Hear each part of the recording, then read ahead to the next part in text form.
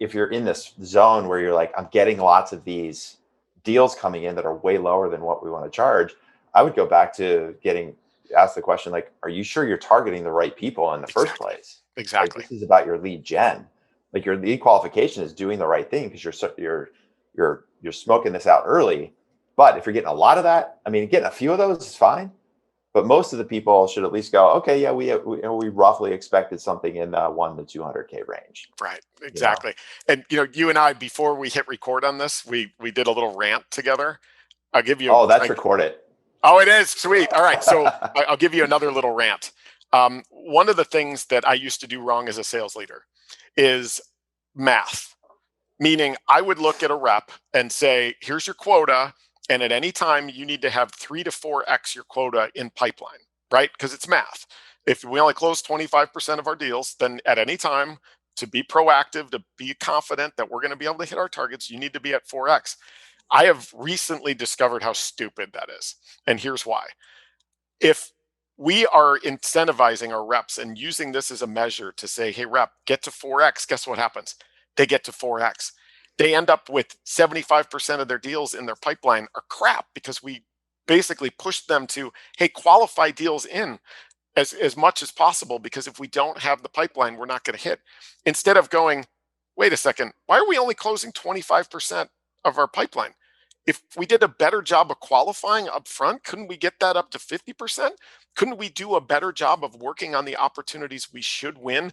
And instead of that old axiom of 4x in of our quota in pipeline, man, wouldn't we be awesome if we only had 2x, but we were closing more than 50% of the deals that we qualified instead of only 20 to 30%? That was one of the things that I realized a little bit late is qualification as a skill and losing fast.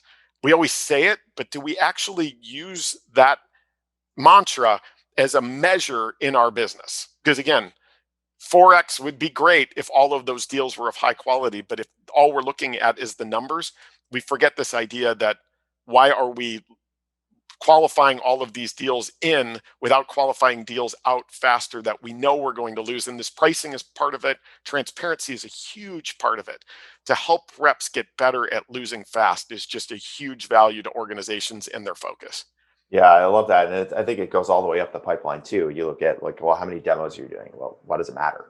Right? How many Right. demos I'm doing? Am I doing demos with the right people? Or the sense of like, I'm sending 100 emails to book one meeting or 1.5 meetings.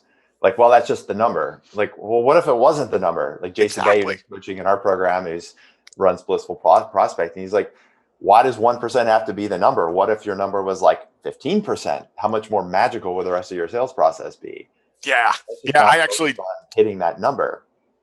yeah, I just went on I did a Friday morning rant video on that a couple of weeks ago too, where there's a company that I was talking to that um, they'd seen this data that said that it takes 18 touches to get to an executive today.